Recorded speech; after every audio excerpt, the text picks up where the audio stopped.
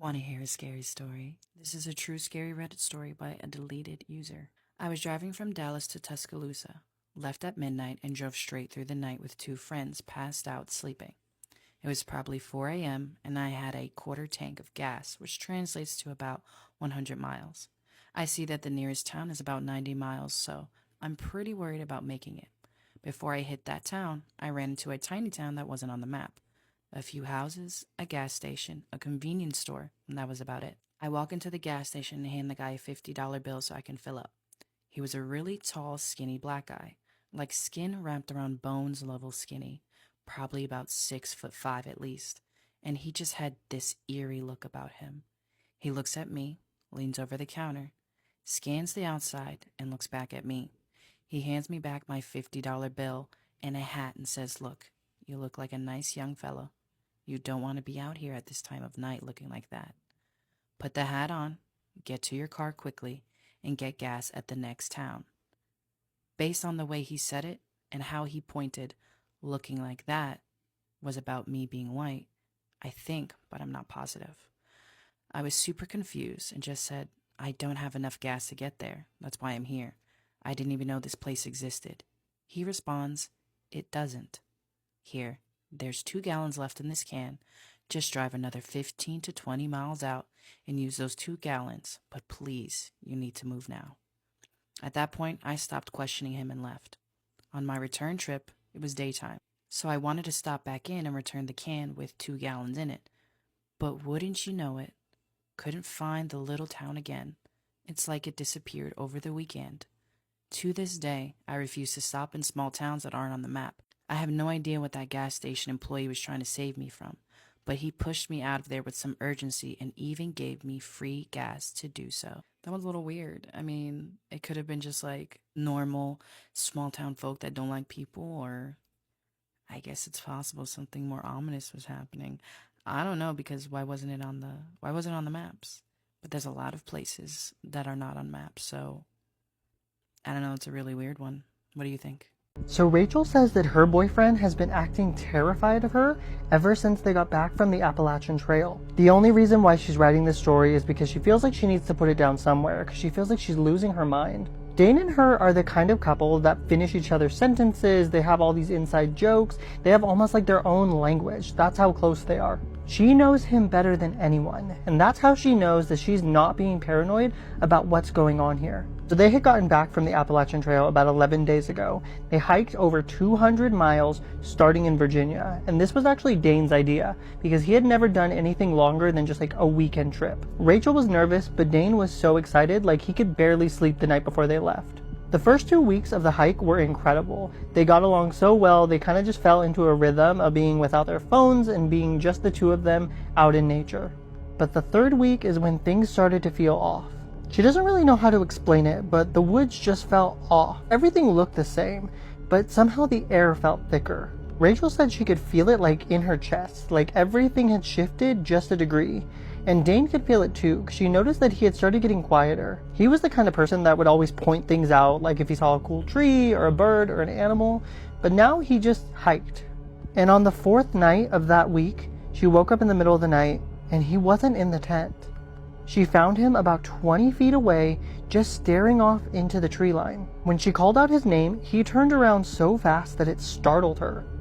He looked like, not exactly scared, but he looked like he was almost like caught doing something. He said he just needed to use the bathroom, and then he came back in the tent and laid down. But she could feel him like lying awake all night. So they finished the hike about 2 days later, and they drove home. She was hoping that things would get better once they got back to their apartment, but they didn't. He flinches when she touches him. Not every time, but she started hesitating now when she reaches for him. Last week, she came up behind him while he was doing the dishes, and she put her hand on his shoulder. And he like made a really like weird noise. She said it wasn't a word, it was just like a noise. And then he apologized for being all jumpy. He said that he's just been getting really bad sleep lately. She says that she gets up in the middle of the night and she'll find that he's not in the bed. So she'll go and she'll find him and tell him like, "What are you doing? Like, what's up?" And he just sort of comes back to bed, lays down, and acts like nothing happened.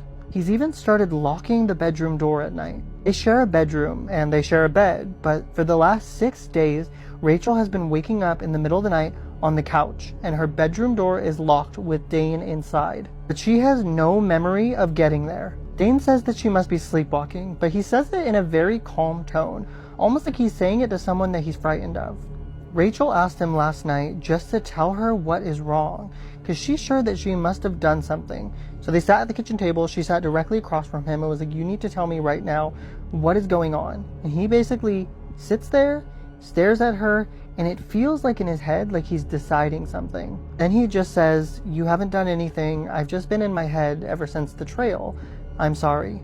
He then reached across the table and grabbed her hand, and only held it for about a second, so she knew something was wrong. So she went to the bathroom after dinner, and she stood there for a long time, just staring at herself in the mirror. She was thinner than before the hike, and she was a little bit pale, but she looked normal, so she decided to splash some cold water on her face. When she looked back toward the mirror, she was smiling. She hadn't been smiling, and she wasn't smiling. But in her reflection, for just a split second, when she looked up, it was smiling. It was like wide and still. But a split second later, it was her face again. So she told herself it was the lighting or water in her eyes or something other than weirdness like that. But she's been thinking about that third week on the trail, how the air had shifted, how suddenly she feels like she couldn't remember the last 2 days of hiking. She only remembers flashes, a strange taste in her mouth, something moving behind the trees parallel to the trail, and waking up outside of the tent with dirt under her fingernails, with no explanation. She's been thinking about how Dane stood in the tree line that night, about the noise that he made when she touched his shoulder, and about how she looked in the mirror. She's been telling herself to ask him what he saw on the trail, and what he's been seeing since they got back. But she's hesitant because she almost doesn't want to know the answer. Rachel doesn't know what any of this means. She doesn't know if she should be scared of Dane or scared of something else entirely. But last night, she had a dream about the woods. The smell of them, the dark, how she's hungry in a way that she's never been before. She doesn't have words, and she doesn't know how to end this post. I guess she just needs somebody else to know. And she leaves the story off with, I'll update when I can. But there's no update. Thank you for listening to today's story on Explore Paranormal. As always, I'm Jason. Let me know in the comments if you guys like this story. Throw a heart on it if you did. And give me a follow if you like stories like this, because I tell them all the time. And I will see you guys on the next one. Bye. I know you guys love a good paranormal experience, and I have two to share with you today. Both of these are from Busha. These are two separate experiences that she's had.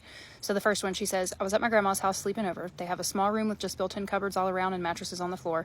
My grandma had gone out half an hour earlier, so it was just me and her kitten. I was in the room sitting with the door closed, sitting on the ground against it, playing with the kitten on my lap, when I heard footsteps start from the living room a couple of feet away, walking towards the door I'm leaned on. Then it stops. I hear humming, like full-on 3 seconds of humming. What was weird was that the cat and I both froze when the footsteps started. Obviously, it's a kitten moving around a lot, but it just froze and stood and looked at me.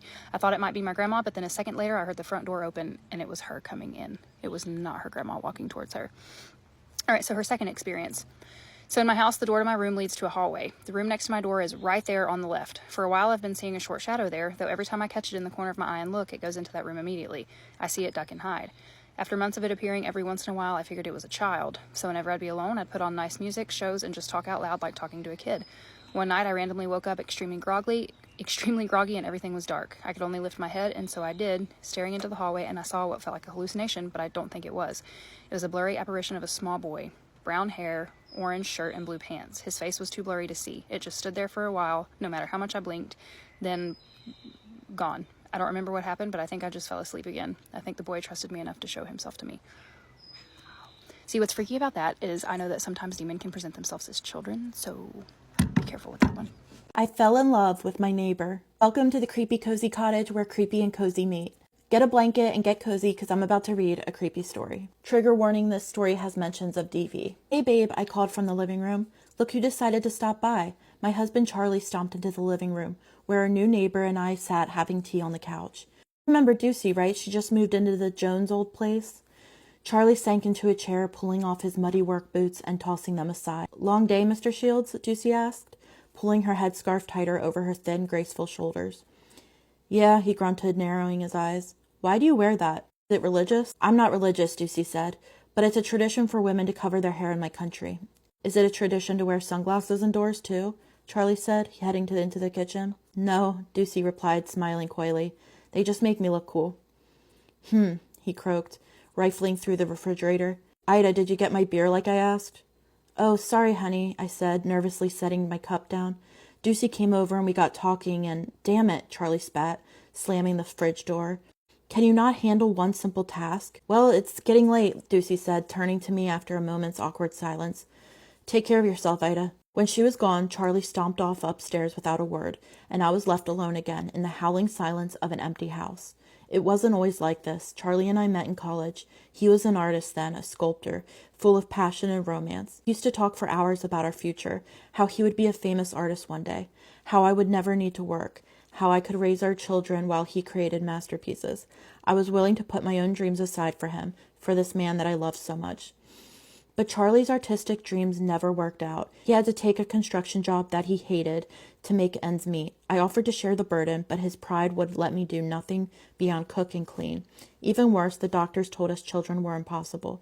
So 5 years on, Charlie was bitter, and I was empty. Lucy was the first real friend I'd had in years.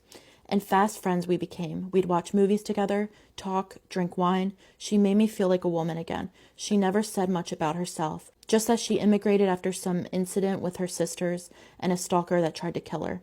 But I began to notice things about her, how she smelled of cinnamon and saffron, how her hips swayed when she walked, how when the light was right, I could see her eyes were sort of golden, even through her dark glasses. I knew I shouldn't, but I felt tingly when I looked at her. And she began to notice it too. We were watching TV together one evening when Charlie was working late, her gorgeous head resting on my shoulder, when she suddenly broke the silence. What do you see in him? She asked.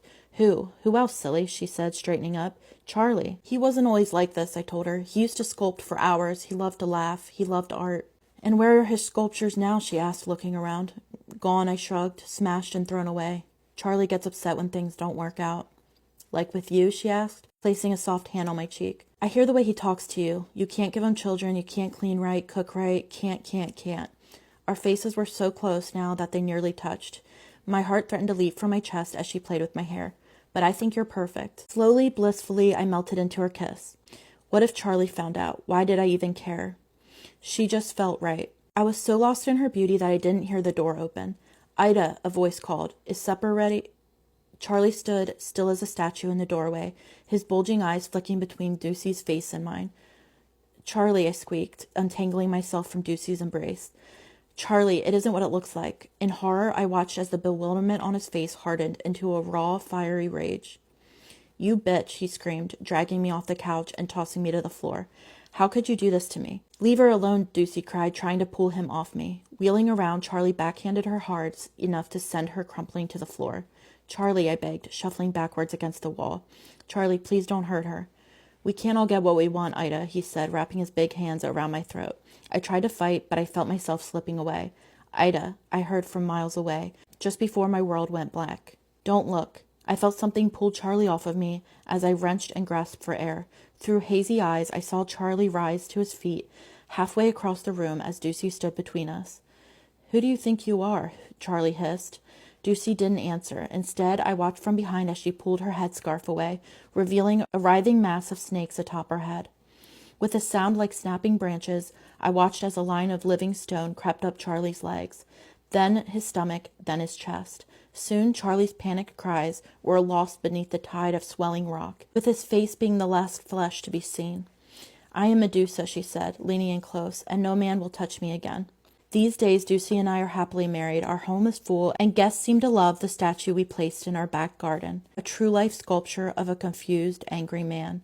Some even call it a masterpiece. I love that story. I thought it was so well written, so interesting and unique. It was very different from a lot of the other scary stories I tell, and I had to share it. Let me know what you think, and if you have any scary stories of your own that you'd like me to read, just send me a message. Before we start this story real quick, y'all need to stop fucking with these quiet people, because those be the ones that fuck you up.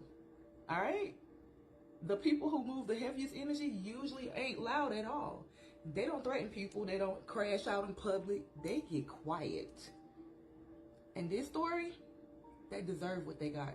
And hey, Toxins, welcome back to my page where I don't spill tea, I brew coffee. And not everything that I serve is gonna be safe. So let's talk about what happens when revenge stops being emotional and then it becomes intentional. So this story right here was sent to me by a woman named Brianna about something that happened in her neighborhood in South Florida. She said it happened in the early 2000s, involving an older Haitian woman everybody called Miss Solange. Now, Miss Solange was known around the neighborhood for being calm, respectful, and private. She kept her yard clean, she spoke politely, and she stayed to herself, y'all. But people also knew not to disrespect this woman, especially not in her own house. Now look, her husband Raymond started cheating with a younger woman named Tiana. And Tiana lived like a few streets over. And according to Brianna, the disrespect got public, y'all. Tiana would slowly drive past Solange's house, laugh loud enough for her to hear when she's in the yard, and wear Raymond's chain around her neck in the neighborhood like she won a prize. Everybody expected fighting, screaming, police, drama, but none of that happened. Miss Solange got quieter, they said. She got quieter. And honestly, that's what made people uncomfortable later. Now look, a few weeks later, people started noticing that Tiana was changing. At first, they said it was little things. She stopped coming outside as much. She was always looking exhausted. She started losing weight, and she was always irritated. Then the nightmares started, y'all. According to her cousin, Tiana became terrified to sleep because every night around 3 a.m., she would wake up feeling like somebody was standing in her room watching her. Not touching her, watching her. And every single time, she described the same exact thing. A tall, dark figure standing near the bedroom door wearing an old black hat. Now, logically, could it have been guilt, stress, paranoia? Of course. But what made people uncomfortable was how fast her life started collapsing afterwards. She lost her job after snapping on her manager. Her car died on the highway out of nowhere. Her hair started thinning badly from stress. Shit. Oh yeah, she got that shit put on her. And neighbors said she looked physically different, like she hadn't slept in weeks. And according to Brianna, Tiana became obsessed with sleeping with the lights on because she swore that the figure got closer every night the darker the room became. Now listen, here's the part that spread through the whole neighborhood. One night, Tiana finally showed up at Miss Solange's house crying, begging her to make it stop. And Miss Solange allegedly looked at her calmly and said, "You wanted attention from what belonged to me? Now something else is paying attention to you too." Baby, I would have died on the spot. Now after that, Tiana packed up and she moved away completely.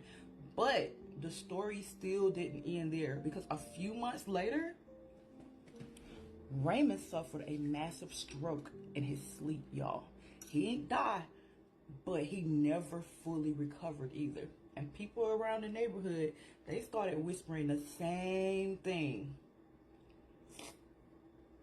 Whatever energy got invited into that situation never fully left afterwards. Now, do I know if any of this was spiritual or anything? No. Could fear, guilt, stress, and paranoia destroy somebody mentally over time? Abso-fucking-lutely. But one thing that I've learned, some people play with betrayal like it comes with no consequences until the atmosphere around their life start changing in ways that they can't even explain, baby. And whether you believe in spiritual retaliation or not, heavy hatred towards individual poisons everybody involved. Best believe that. I'm serving it black today. I want y'all to drink from a clean source. And what the hell y'all think that's Miss Solange sent to that lady? I love y'all, and I'll see you in the next video.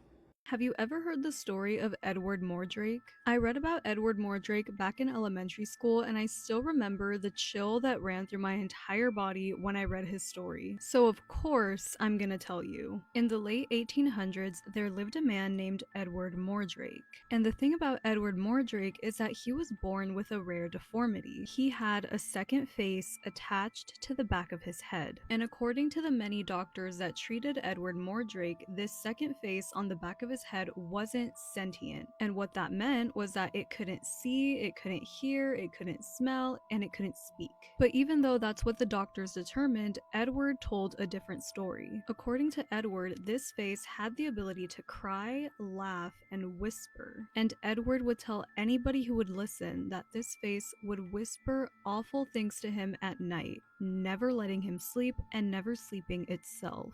Throughout the course of his life, Edward would begin to spiral into insanity because of the torment that this face on the back of his head would put him through. And he would even beg doctors and surgeons to please remove the face on the back of his head, going as far as to call this face the devil himself. But being as this was in the 1800s, no doctor or surgeon felt comfortable enough to even try to get rid of this face. Eventually, this torment became too much for Edward, and one morning he was found at the age of 23. He had committed, and according to the legend, when his body was found, the face on the back of his head was smiling.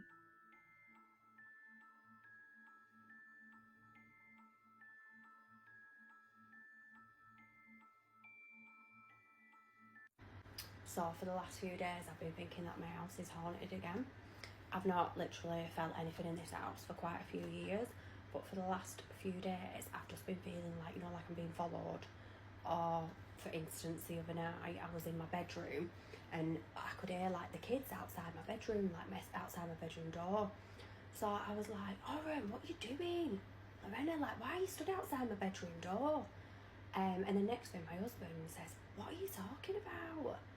And I went, the kids are messing about, and he was like, they're in bed. So I flew out of bed, went and checked on them. They were both asleep. So I was like, honestly, babe, like, I heard someone outside my bedroom fucking door. So anyway, I've just been cleaning my skirting boards. Bearing in mind as well, I've had like 3 hours sleep, and you'll know why, you've seen my previous video. So I'm in the hallway, cleaning my skirting boards. Next thing, my kitchen tap just comes on full blast. I thought, oh my god, I'm right. I actually have got a fucking ghost in my house, and they really want me to know as well. So I shut up, came running in the kitchen, and I know you're probably thinking, no, where did you come running in? But I just fucking did. And anyway, I've got the kitchen window over, and the fairy liquid bottle had fell. It's a bit windy today, and turn the tap on. So that explains that, which I am glad about, because I literally have been packing the kids up and moving out tonight. But it just made me think of my mum this. So she's gonna kill me for telling you this story. So when I was younger, she saw blind that our house was haunted, and not only that, the dog was like acting crazy all the time as well, like running in circles and just fucking barking at like nothing. So she got really scared, and she basically got the priest to come round and bless the house. And he gave her some valuable information. For anybody out there who thinks they've got a ghost in the house, you need to listen to this advice. So apparently you're supposed to just sit up very firmly and say, you're scaring me, go away. And they just do. Unless they're an arsehole ghost, then they're not. But if they're a good ghost and they're not there to scare you, then they will. They'll go away. So yeah, you're welcome for that. See you later. Have you ever lost somebody close to you and then experienced something that made you think, whoa, they're still communicating with me? I've always been a little bit skeptical around paranormal stuff, but I do believe in the possibility of ghosts and interacting with the deceased, because I think it's a little bit arrogant maybe to believe that there's no such thing as ghosts and no possibility of ghosts. Maybe there is an actual scientific explanation for the spirit world that we just don't know about yet. And now that I have lost somebody very close to me, one of my very best friends died suddenly, unexpectedly last summer, I am starting to believe it a lot more because of my experiences. So after she died, I kept some of her things, and I kept these earrings that I absolutely love. And this last spring, I was in a play in community theater, and I played one of the stepsisters in Cinderella. I played Gabrielle in the 2014 Broadway version of Cinderella, and I wanted to wear these earrings in the show. And so at the dress rehearsal, I was wearing them, and they didn't really match my dress. The woman who played the fairy godmother, who I became good friends with over the course of the show, passed me and said, "Oh, Elisa, I have some pink earrings that might actually match your dress better." And I said, "Oh, no, these are my dead best friend's earrings. So I'm wearing them for the show." And she was like, "Oh, yeah, of course." And like we laughed about it. At the end of the dress rehearsal, I was talking to this woman and she said, "Oh my gosh, Elisa, one of your earrings broke." And so one of my earrings had lost the bottom piece. We were in the dressing room, so we were looking around the dressing room and we're like, "Oh, I think I see it." But no, it was like a Smartie candy on the ground. And we were looking and looking, and I'm like, it could be anywhere. It could be backstage, on the stage. I walked around, like the seating area could be there. I mean, it could be anywhere. I just thought, like, there's no way we're going to find this. Also, the way it broke, it was not going to reattach. So I thought, like, well, I'll just break the other one to make it match so I can still wear the earrings as two. It's fine. Not a big deal. But I was pretty sad. So I end up wearing different earrings in the show. And a couple weeks later, after the show ended, it went great. I was not thinking about the earrings. I was thinking about pennies. You know how the United States isn't making pennies anymore? So I was like collecting all my pennies so I could have a jar full of pennies as like a weird old lady being like, "Look at my pennies." You know, in the future, I want to have a jar of pennies that don't exist anymore because, I mean, why wouldn't I want to have a jar of like ancient pennies? So I was looking around my house for pennies and I thought, well, I should check my wallet. Duh. And I opened up my wallet and oh my gosh, I couldn't believe it. There was the missing piece of the earring in my wallet. How did it get there? There's like no explanation for how it could have got there. So I made it into a necklace that I wear every day now. I can think of one possible explanation for this, just one. And that is on my way to the dress rehearsal, I was wearing the earrings. I stopped for coffee at a coffee stand, a drive-through coffee stand, and I got my wallet out and maybe it broke then and like fell into my wallet, perfectly into my wallet. But that would mean that when the friend in the play saw my earrings the first time, she didn't notice that they were broken. But my hair was like all the way up and like back and I was wearing like a strapless dress. So like, of course she would notice that they were not this, like one was broken. It's pretty obvious with these earrings. So I don't really think that's the case. I think that my friend made sure that I had that missing piece of her earrings.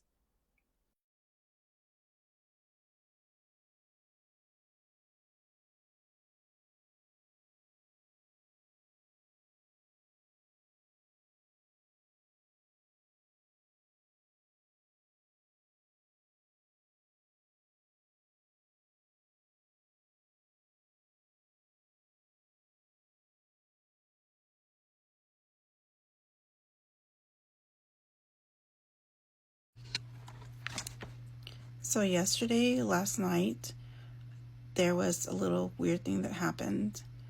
Me and my son were in my room talking, and he said he saw something like an animal go from my restroom to my closet. So he went, he looked, he looked around, nothing in there. Strange thing is the night before, I had seen, it looked like a small possum go from my closet to the restroom. And I'm thinking, what are the chances that we both think we saw like a possum? You know, him, me yesterday and him today. Well, this was last night. And all of a sudden, my daughter-in-law screams and she's like, no. We go to the kitchen. My dog had brought in a possum. She had unalived a possum. And it was now in the house.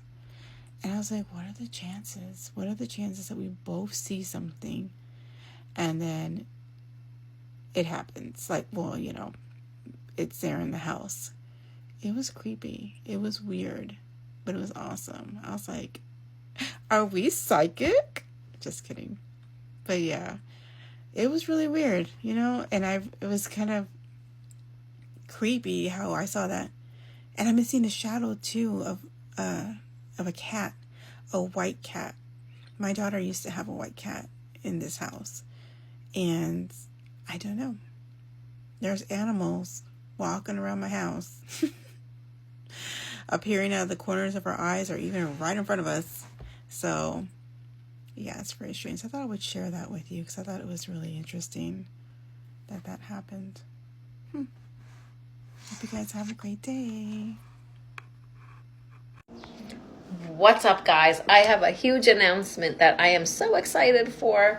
So this weekend we are going to surprise DJ Rock's grandkids. Now, we never met DJ Rock, so backstory: we were filming at the Manor House on a live, and he popped on and he was, asked us questions and whatever. And he lives about an hour and a half away. So since the live, we've been in contact with him on social media. Really cool guy. Please check out his YouTube page. He works on DJ, remixing songs and all of that. So it's XYZ DJ Rock on YouTube. So check him out. He's also on Facebook.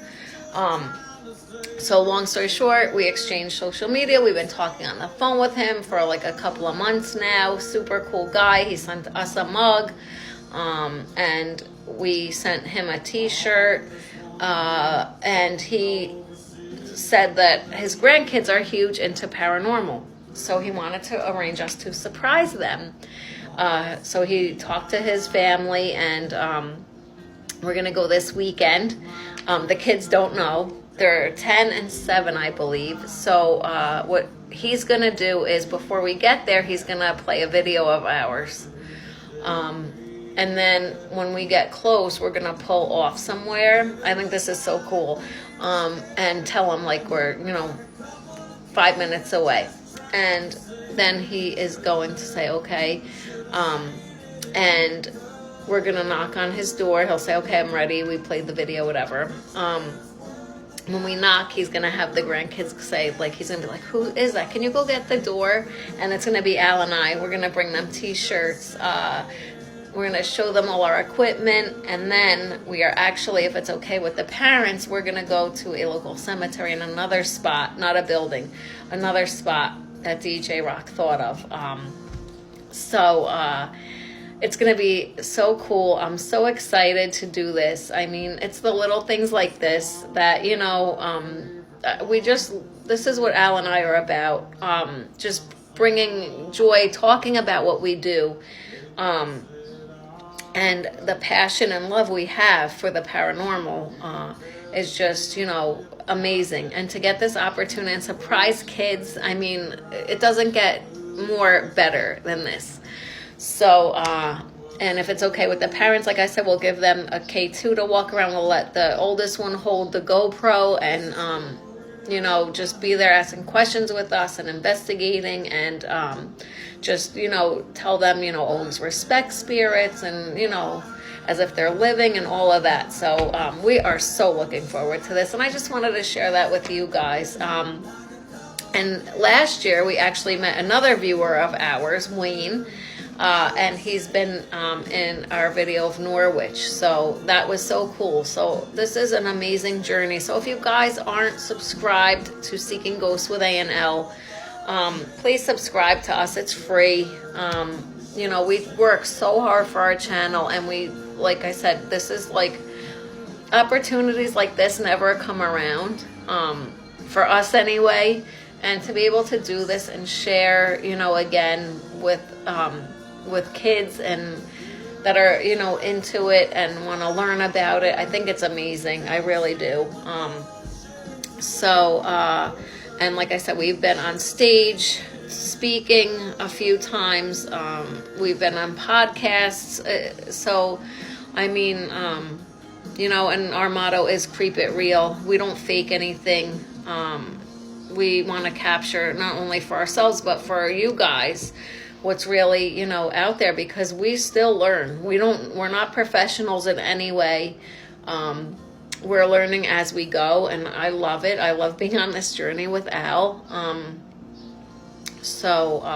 just wanted to share that with you guys, and I'm going to try to film as we're going in so I can put that up as a short to catch their faces when they see, like, confusion and probably excitement too, like, wait, weren't they just on our TV? Like, no way, they're here at Grandpa's? Like, this is crazy. So like I said, it's just the little things. Life's so short. Do what you want to do. Follow your dream. Like, I never thought in a million years, that Al and I would be paranormal investigators, have a YouTube channel, be speaking places. I was so shy growing up, and now I just, put this on and start talking and explaining, and I just am like, where's the shy girl? But yeah, so I just wanted to share that with you guys. And like I said, if you guys want a chance to investigate with us, check our channel. We always have so many people, different people filming with us, for that experience reason. So let us know if you want a shout out on our channel. I always would say that you have an anniversary or a loved one's anniversary, a birthday, you want a shout out, just hit us in the comments on a video, and the next video or on here, and I will be glad to give you a shout out. So I guess that's it pretty much. The following weekend we have an event where we'll be selling merchandise. We also have our Etsy store, Seek and Go Shop on Etsy. That's opened again. Or if you're going to be in the New Jersey area, it's going to be Cryptids. I forgot the whole name of it. So shot tonight, but I will post it on here. I've been sharing on social media. And what it is, it's not just paranormal investigators. It's UFO, aliens, Bigfoot, and the paranormal, so all wrapped into one big event on June 6th in New Jersey. And again, if you're interested, just shoot me a message, or I'll screenshot it and post it up so you guys can see it, where it is and what time and all of that. But be sure to please stop by our table, Seeking Ghosts with A and L, and check us out on YouTube. It's free to subscribe. We have a few members that pay each month of our channel, and it's only a couple of dollars, or just, like I said, it's free to subscribe. You don't have to be a member. I'm just throwing that out there. But, and make sure if you like the content, give us a like, drop a comment. Maybe, in the video, you guys saw something that we missed, which happens so many times, and we thank you guys for that, because Al and I sometimes, watch it back and we still miss it, or we're in the moment in a building and we're like, we don't hear it. Al can't hear, first of all. I usually hear, but sometimes you might be like, hey, go back to, the beginning of the video, 2 minutes and 38 seconds, because I saw something or I heard something, and we'll be like, okay, we'll go back, and we'll be like, holy crap. So we always miss stuff too, and rewatching it, and in the heat of the moment in these places, we miss stuff too. So we just want to thank you guys for, this amazing journey that you're on with us, and being in our videos with us. You guys, we take you along with us. So thank you guys. And if you are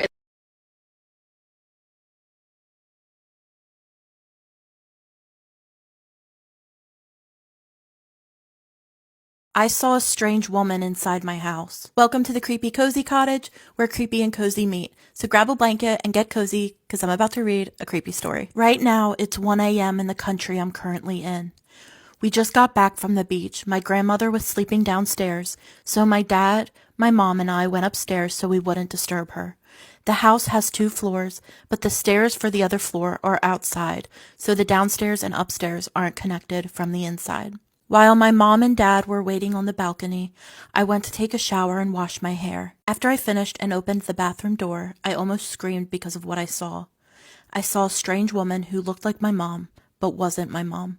The clearest thing I remember is that when I suddenly opened the door, she looked shocked and scared. It only took seconds for her to disappear after I saw her. I remember it very clearly, especially because this happened only about 10 minutes ago while I'm writing this. At first, I thought the woman was my mom, but it wasn't her. Her face didn't look like my mom's, and even her clothes were different. I don't know, only her height and body shape were similar. Other than that, I think she was wearing normal clothes, but I'm absolutely sure she looked surprised and frightened. Our current house is next to a cemetery. As much as I don't want to admit it, it feels terrifying. But I've never experienced anything like this in this house before. The place we're staying in isn't completely isolated, but it's not crowded either. Also, behind our house there's a forest, although it's pretty far away and the trees are sparse. I honestly don't know. I probably won't be able to sleep comfortably tonight. The second story is titled The Guy in the Forest/Dune. This happened when I was 16 in July, August. First time camping in a bungalow. During that vacation, I made a group of friends. There were 4 of us. One Saturday night, we challenged ourselves to go into the forest, 100 meters from the campsite and the gym at midnight. When night fell, we went there. We had 2 rusty old flashlights with a rectangular battery, the old flashlights that barely lit up. We found a nice little spot. For 30 minutes, we laughed, had fun, and talked. Suddenly, we heard a sound, a really weird noise. A noise that sounded like a throat clearing. We pointed the old flashlights towards the noise. Between the trees, there was a silhouette of a guy. He was standing perfectly still, fully dressed in black, pointing at us. We all looked at each other in silence. I don't know how long we stared at him out of fear. We didn't dare move. Another noise broke us out of our fear. We looked at each other and decided to leave quietly, backing away while keeping an eye on the guy who wasn't moving. We made it 5 meters, and then the guy decided to walk in our direction. And then we sprinted to the lights of the gym. When we finally reached the gym, we turned around, out of breath, and there was no one there anymore. I never knew who that guy was, if he was a psycho, a stoned guy, a dude playing a sick joke, or something worse. This has got to be one of the best ghost pictures I've seen so far. This ghost picture was sent to me by a lady called Amanda, and she says that her and her son were doing a paranormal investigation in Wales at an abandoned hospital. Now, she feels she can see spirit with her eyes, so she said when they came outside, she looked up at the balcony and she thought she could see a child up there who kind of wanted to say goodbye, but her son couldn't see it, so she said take a picture, and this is what they captured. Although this is one of my favourite ghost pictures I've been sent, it does make me feel incredibly sad. It feels like this child might have died in the hospital and just got stuck there. Just to clarify, there was no other children running around here. Amanda and her son would have known, and they would have they would have had a few things to say to them, I'm sure. This child feels lonely, it feels sad, it feels stuck. Let me know what sense you get when you see this picture and what you make of it. I'd be really interested to know. Now, I know we can't see much of this spirit, but it feels like they're wearing kind of old-timey clothes to me. I feel like I can see a collar there, but I'm not too sure. And do we think this is a boy or a girl? To me, it looks more like a boy, but they could have their hair tied back. I don't know, because obviously their hair disappears kind of into the darkness of the balcony background. But yeah, let me know what you guys think. And if you love content that's all supernatural and spiritual, go find my podcast, The Darkling Chronicles, on Spotify, Apple and YouTube. I've just released an episode called The Black-Eyed Children, unrelated to this, but it's terrifying. If you like a little bit of a scare, go listen. You might like it. And I'll catch you guys in the next one. Tell me a ghost story that sounds completely unbelievable but is entirely true. I'll go first. When I was a child, I was connected to something that I don't really understand. I can't really elaborate on it. I know that I have some inherited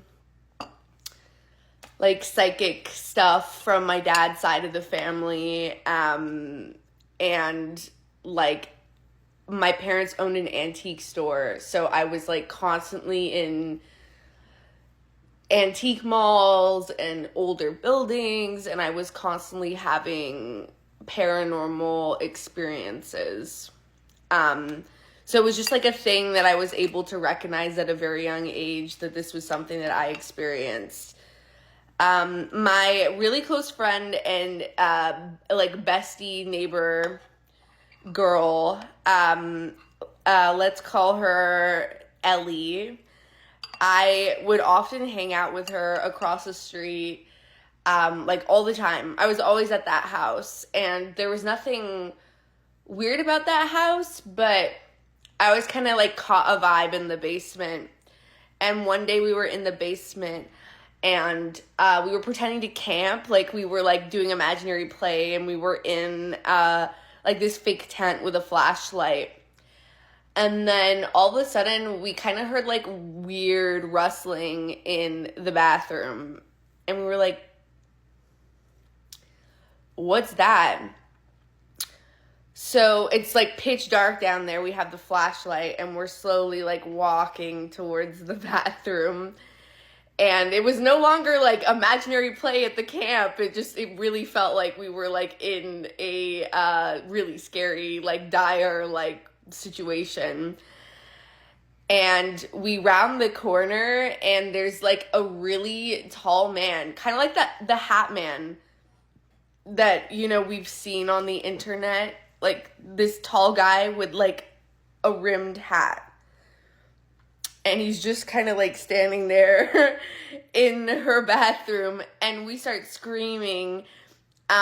She drops the flashlight and we run up the stairs, and when we're like trying to open the door, we realize that it's like locked. And it didn't make any sense because we're on the side where it can lock, not the other side. And we're like, yo, what the hell?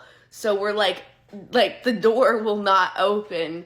And then her mom opens the door on the other side and is like, guys, what's going on?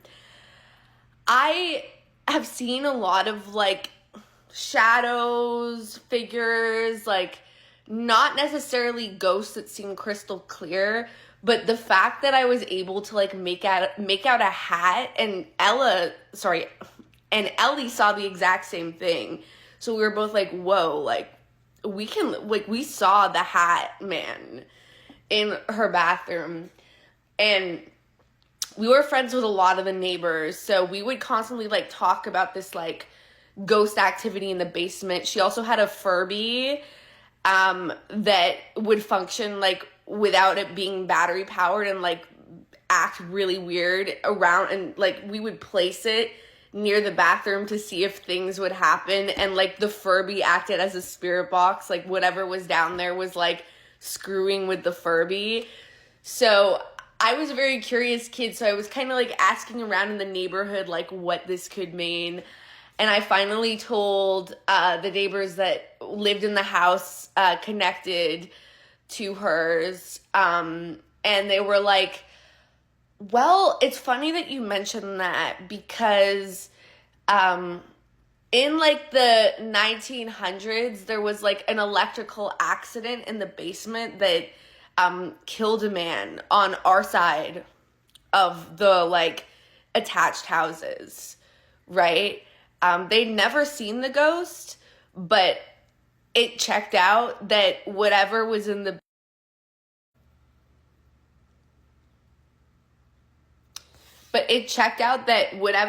basement was able to like go through the walls and come and visit us. And every time I see Ellie, I bring this up and I'm like, bro, like, do you remember this? And Ellie remembers seeing the exact same thing. Yeah. I guess I was visited by the real Hat Man. Good, you look at that. Let's talk about the origin of the back rooms. So back in 2019, this image was posted online. It shows a maze-like liminal space that feels like oddly familiar to a lot of people online. It has fluorescent lighting and yellowish tinge to the walls. And some people say it is so easy to imagine what this room smells like. Like it smells like wet carpet. And there's a constant humming noise coming from the lights above. This image was already haunting enough, until someone added a caption. The lore is that you could no-clip or like fall out of reality if you see a part on your wall that just looks slightly off, or a doorway that shouldn't be there, and you go through it or you lean against it, you could find yourself falling into the back rooms. It's basically a space that lives outside of our own world. So if you find yourself falling out of reality, this is where you end up. It is seemingly endless, with almost identical rooms for you to wander through. You could walk for miles and miles and never see another room that doesn't look exactly like this. But you are not alone in this space. There's something there with you. People claim to know what it looks like, but nobody really knows for sure. But if you hear something nearby, you need to run, because it heard you too. Once the story was posted online, the internet took it like wildfire. Because again, there was something familiar about the back rooms. So people started expanding on the lore. So the picture that I showed you earlier was just level 0 of the back rooms. There are seemingly infinite levels to this story. But these spaces don't follow our laws of physics. You could walk through a door and end up on level 19, and then crawl up a ladder and end up on level 782. And each one of these spaces is slightly different. Sometimes it's an abandoned mall or an empty parking garage, or sometimes it's an entire empty city. But no matter where you end up, it is not reality. The scariest part of this is that this seemingly happens at random. I understand that this is just internet lore, but there are plenty of people that have claimed to have visited the back rooms, all of which found a way back to reality. But it really boggles my mind to think about the people that never found their way back. The people that just seemingly vanish out of nowhere, they could be in the back rooms. Let me just say, I am so excited about the Backrooms movie that is coming out by A24. It's super cool to see somebody like from YouTube be able to give life to this origin story and be able to make it on like a feature level. So thank you for listening to today's story on Explore Paranormal. As always, I'm Jason. Let me know in the comments if you guys are excited for this movie or if you have anything to add about the origin story of the Backrooms, because there's so much lore surrounding it. Give it a heart if you liked it, so that way it pushes it out to other people. Give me a follow if you like stories like this, because I tell them all the time. And I will see you guys on the next one. Bye. Let me tell you about one of the most horrifying things I learned today. So apparently there is a species of whale that we can hear but we cannot see. And that is because they exist so deep in the ocean that nobody can find them. Scientists named them the Blue 52 whales. As people started looking further into these whales, they started pointing out the fact that whales breathe air. So how is there a species of whale that never comes up to the surface? But scientists continue to hear whales in the depths of the ocean. Now this has baffled everyone, but people have started coming to the conclusion that maybe this isn't a whale. But scientists are like, no, like the speech pattern is the same and the migration is the same, like everything is the same, identical to a whale. But what if something deep down in the ocean has learned how to mimic a whale's behavior? If whatever it is that's down there needs to stay alive, obviously it needs to eat. So if it's mimicking the sound of whales to attract them, it's probably also eating them. The frequency that this whale is giving off is almost identical to blue whales. And blue whales are the largest mammal in the ocean. Think about it, like what is large enough to consume a whale? This is my hot take on this whole situation. So we know that there's aliens in the ocean, and obviously they're surviving. This could easily be something from another planet that has called the depths of the ocean its home. Or maybe something a little bit more horrifying is the fact that it's always been there. Because obviously this Earth is so much older than we can even comprehend. When they started studying this whale, they thought it was just one singular whale, because it always popped up in the same exact spot. So when they would send like the subs and everything down there, whatever it was that was down there would just move away from it, like it knew. But as of recently, these whales have been popping up all over the world. And what else has been popping up all over the world? Aliens. You cannot convince me that whatever is down there is not an alien. So let me know in the comments what you guys think is down at the bottom of the ocean. And please don't put any pictures because they scare me. You can put pictures if you want, it's fine. Anyways, thank you for listening to today's story on Explore Paranormal. It's not really a story, it's more just something that I learned that I needed to share with you guys. If you guys like this video, do me a favor, throw a like on the video, give me a follow if you like content like this, because I talk about this all of the time. And I will see you guys on the next one. Bye. This book made me feel sick, but that's a compliment. And I actually have said that before, but for a totally different reason. A seemingly normal couple, Elliot and Anya, are trying to find a flat in London to rent, and it very quickly becomes a ghost story and a psychological thriller, and also really sad. For the first third of this book, I didn't think the characters were specific enough for me to feel invested. They felt a little bit like vague, hackney caricature, and I wasn't quite on board. Once we started learning more about Anya's family and past, I was hooked, but I think if you weren't as set on the topic, like the London rental crisis, then you might tap out sooner. Once Anya and Elliot move into their new rental flat, they notice damp and noises upstairs and different issues with the rubbish. But they don't have any leverage with their estate agent. Like, they contact them a few times and nothing happens. They just don't have any power. And so Anya starts getting sick in more ways than one, and you could just feel it through the pages, like that clogging, cloying feeling of being in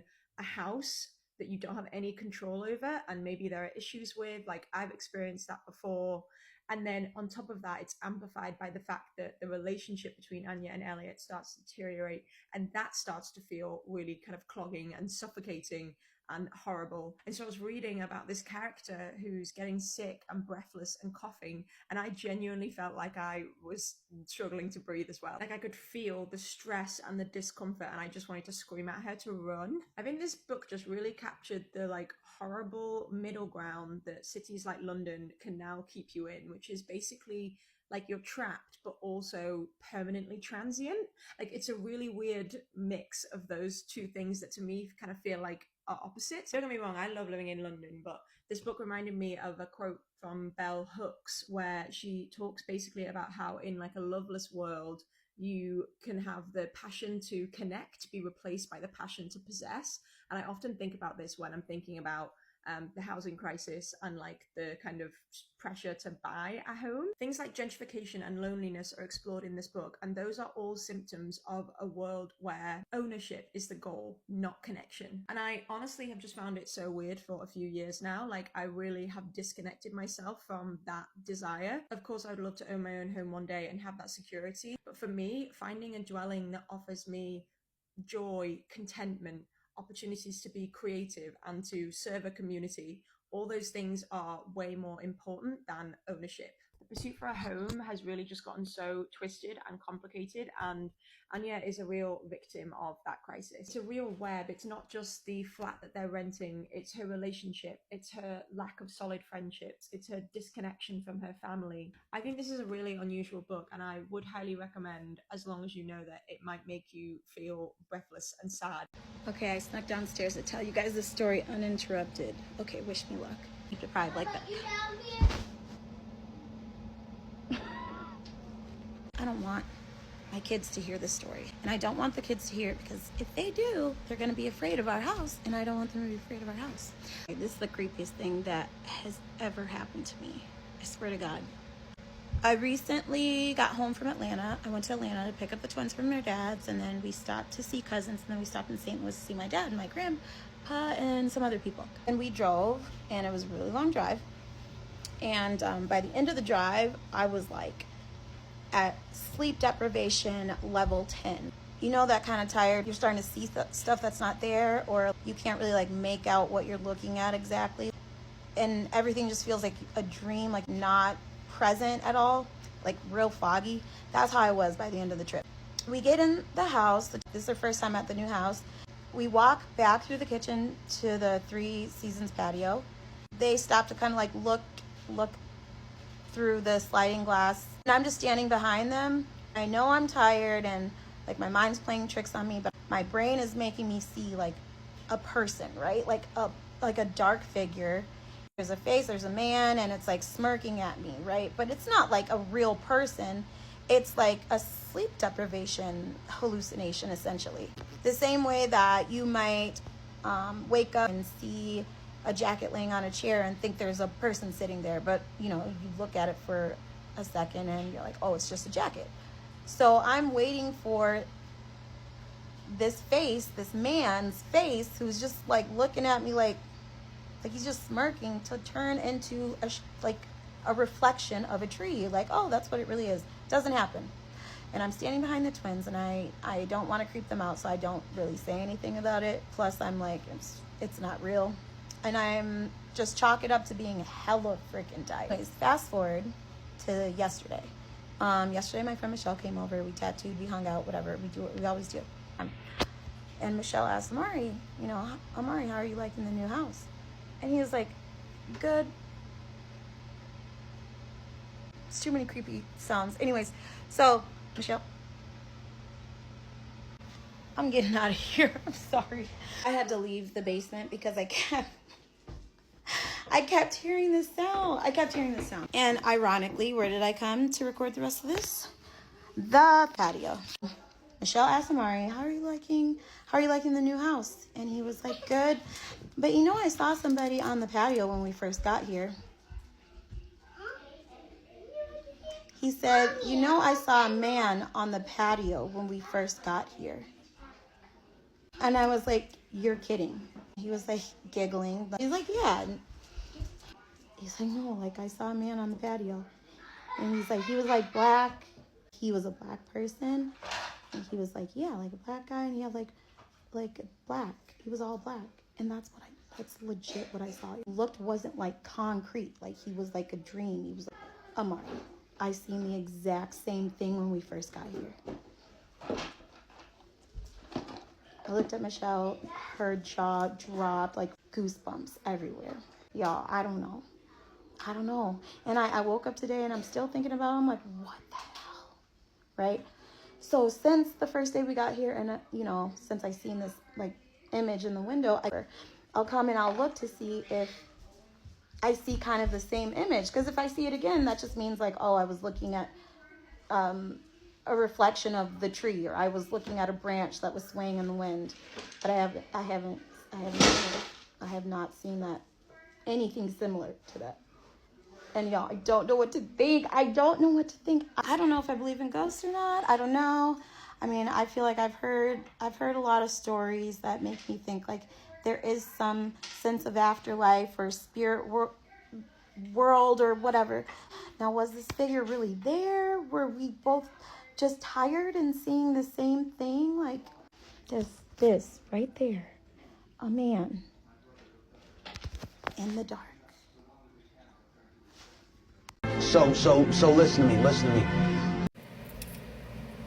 Hey Moon Fam and FYP guests who may have stumbled upon my page. Hello. I believe, it's 12 o'clock, midnight, yep. And I wasn't able to sleep and I said, hey, you know what? It's been a hot minute. Let me go ahead and see if I can throw in a TikTok video for you. So, yeah. Man, what a day. Love this shirt. So anyway, I am totally loving this 6-in-1 selfie stick. They're not a sponsor, so I'm not going to go too much into it, but I absolutely love it. It's like everything in one. It's the light and what have you. So we're actually in my bedroom right now. So yeah.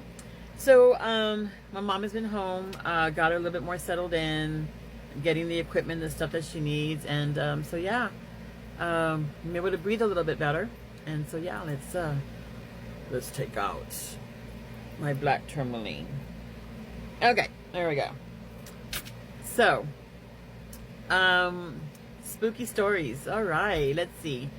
So, talked about the creepy kid. I was a creepy kid. Talked about the monsters that wanted to kill me, that glowed neon green. So, yes. So, next age was I was like 6 or 7.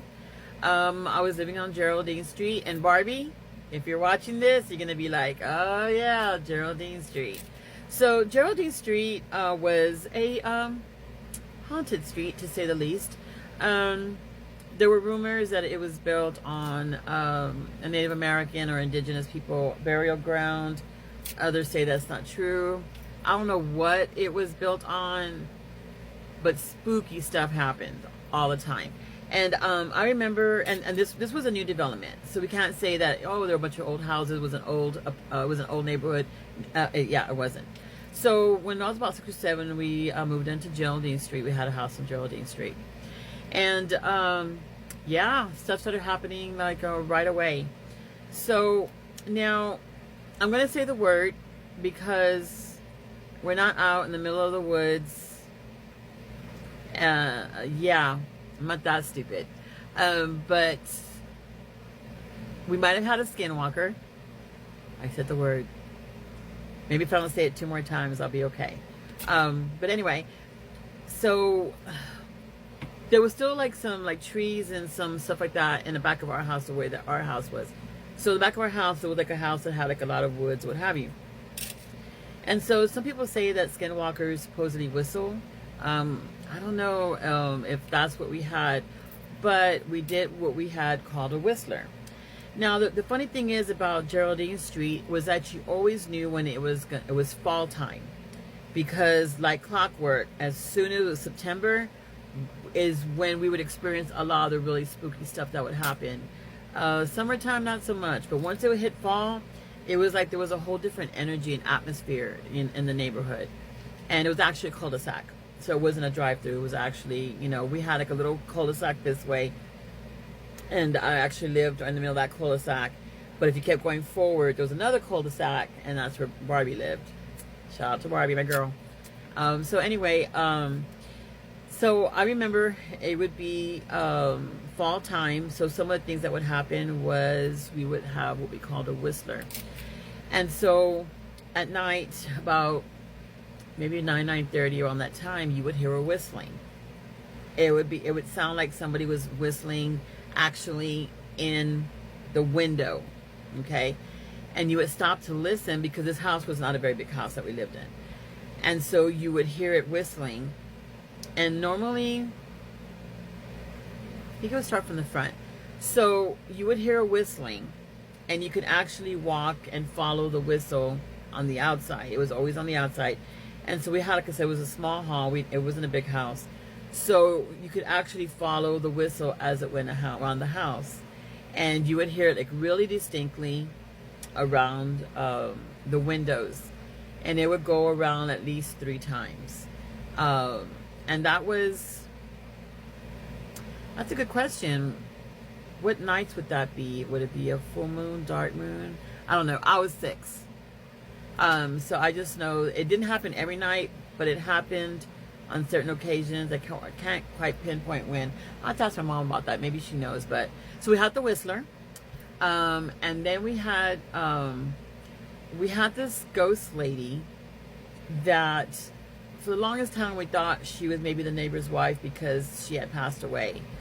And because we would only, okay, so our house was right here. Then we had the neighbor house right here. And we would always hear her right here where my parents' window was at. And so we had a dog. My mom had a poodle named Marcello. And he was a yapper. He yapped all the time. And at night, if you were, you know, sometimes if you would hear him, like, you would hear him barking a lot, right? Because dogs have different kinds of barks. So you would hear him barking a lot.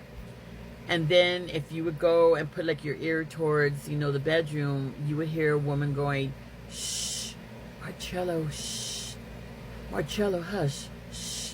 You would hear her, and you would swear someone was in the window, because he would be on top of the bed looking in and telling him, you know, to hush.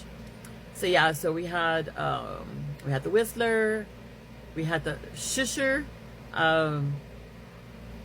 Those are the more light-hearted ones, because we had some really terrifying stuff happen there. But I'm trying to think what other light-hearted ones were. So those were the light-hearted ones, you know, like the whistler and the shusher. Unfortunately, we did have some really dark things that did happen there. I remember my uncle, may he rest in peace. He used to babysit, and it was one time during the day that he was babysitting, but we were all there. My mom and my father hadn't left, and he went into the garage. The garage always felt really spooky somehow. It just never felt right. Of course, back then, I was 6 or 7. I didn't recognize the fact that, the energy felt off. It felt spooky, and I never liked to be in there in the dark. And so I remember distinctly him going into the garage and coming out just terrified, just look on his face. And my mom was just like, so-and-so, are you okay? And he was just like, he just looked petrified. And she goes, are you okay? And he just goes, who turned off the light? And we were like, well, no one was around the light switch at the time. He goes, when I went to the garage, who turned off the light? And we were like, well, nobody turned off the light.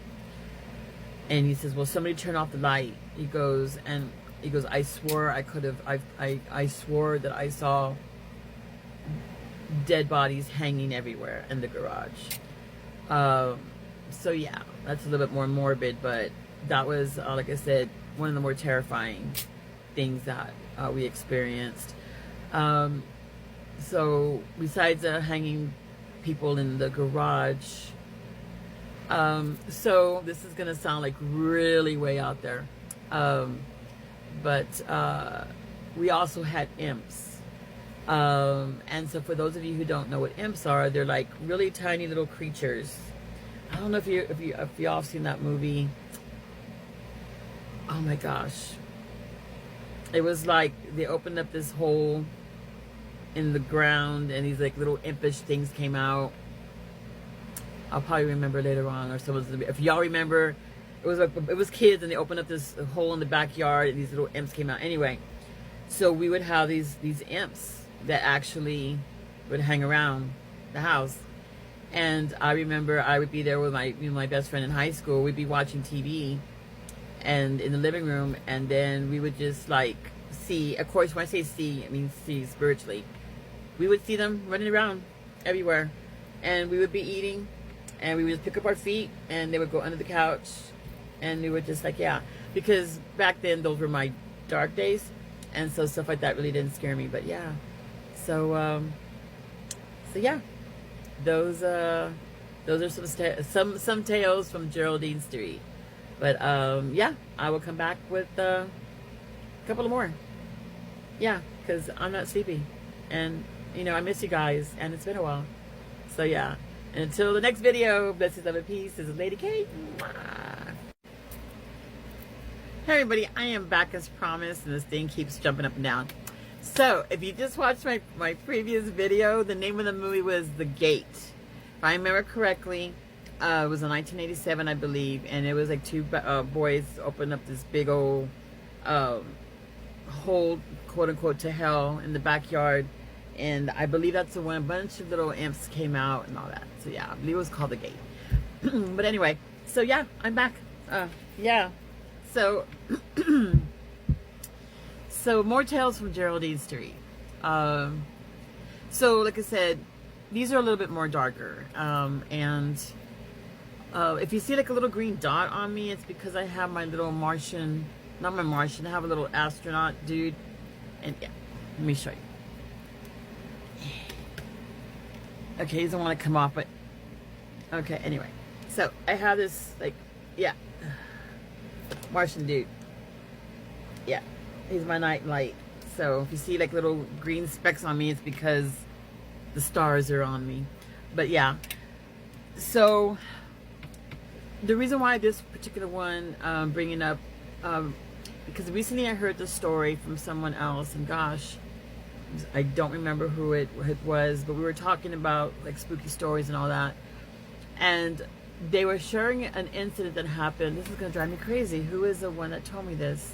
If it was you, please let me know. And if it's okay to use your name. But someone was telling me recently about an incident that they had where they felt like they were floating above their bed, and that they were being spun around very slowly, and that they could see like creatures around the room. And when they shared that story with me, it kind of was like, oh, that's kind of scary, because my mother had an incident on Geraldine Street like that. So the story that she told me was that one night she was sleeping in bed, and then she just felt like she just didn't feel good. And then she said that she remembers, quote unquote, waking up, and that she was, you know, high off the bed, and that she turned a little bit, she could see my father sleeping on the actual bed, and that she was like, you know, up kind of high off the bed. And she said that she slowly felt herself like turning, like being turned, you know, around. And that she said that she could see like these things all around the room. And that, you know, they were whispering to her something about her going crazy or making her go crazy or what have you, something like that.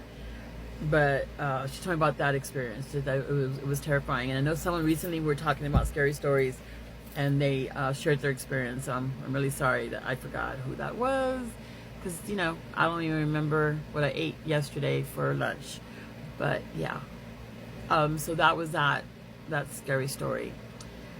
So another scary story off of Geraldine Street was that I've always loved rosaries. So I was born to the Catholic faith, and I loved rosaries. There was just something about rosaries that I loved. And I remember that every time I would get a rosary, I would hang it on my bedpost. And I think I did my first communion when I was about 6 or 7. So the same house, Geraldine Street. And I remember that I would always put rosaries hanging on my bedpost for protection, so I could feel safe. And then I would wake up, and it would either be like 1 or 2 days later that I would notice the crucifix would always be gone from those rosaries. And so I remember thinking, okay, I didn't break it. I was just hanging it on my bedpost.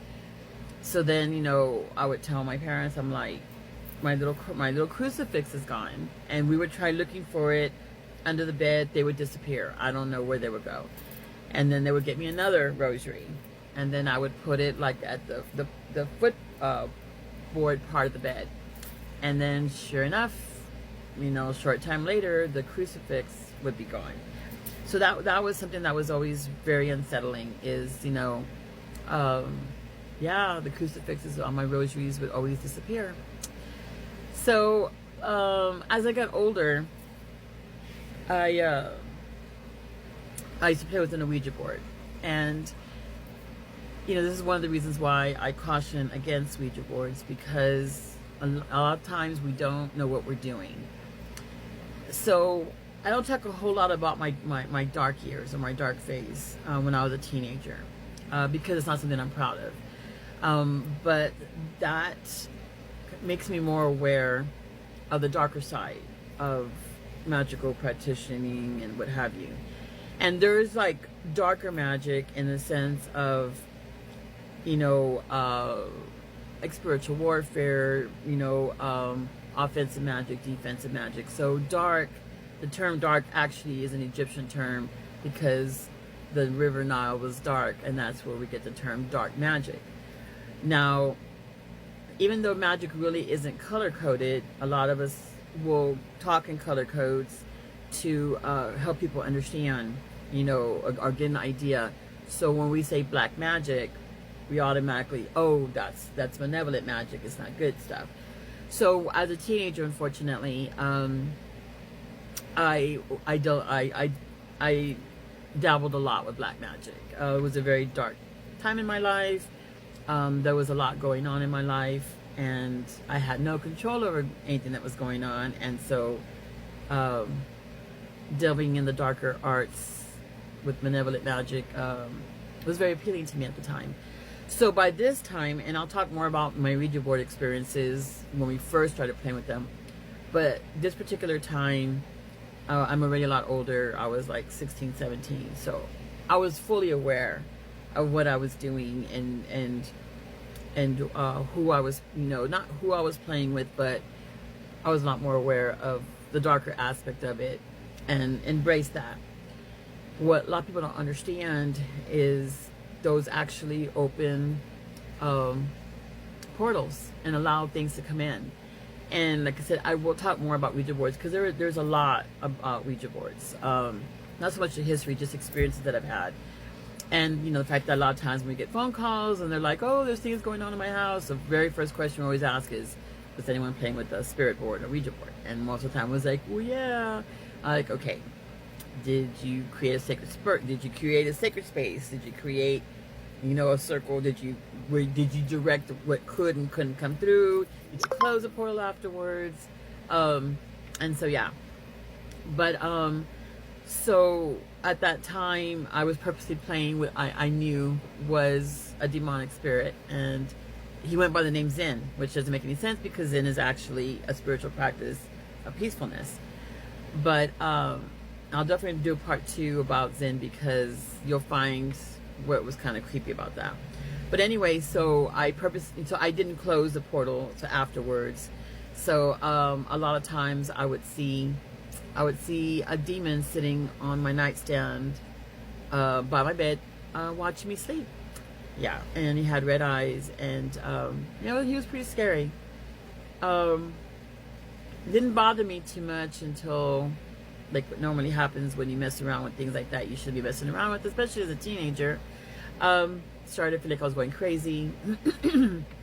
Started getting a lot of thoughts of unaliving myself, because a lot of times when you mess with certain things like that, eventually, you know, they get tired of playing with you. That's a whole other topic about demons and stuff like that. But yeah, so that also happened at the house on Geraldine. I had a problem with crucifixes disappearing from my rosaries and demons watching me sleep, trying to make me unalive myself. Yeah, so there's that. Oh, and my mom spinning around her room off the bed, floating in the air. So until next time, blessings, love, and peace. This is Lady K.